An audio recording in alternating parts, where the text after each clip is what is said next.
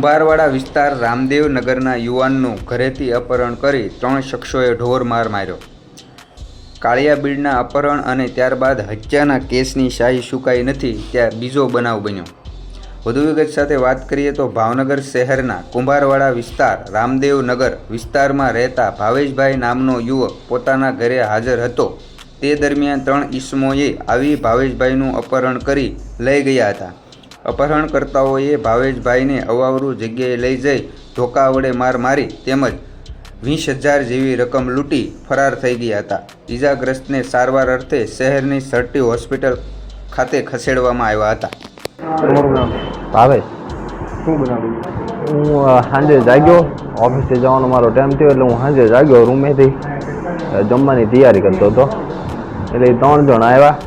3 જણા મને લઈ ગયા અહીંથી ઘરેથી ગાડી ઉપર બેહારીને બહાર લઈ જઈને પછી ભઠ્ઠા બાજુ લઈ જઈને મને માર્યો ધોકે ને ધોકે. મારો 2 મહિનાનો પગાર હતો અને ફોન તોડી નાખ્યો અને પૈસા લઈ ગયા. એ 3 જણા કોણ હતા? એક ઓગેશ, વિનોદ ને રાકેશ. ક્યાંના છે? ગામના જ છે, મારા ગામના જ છે.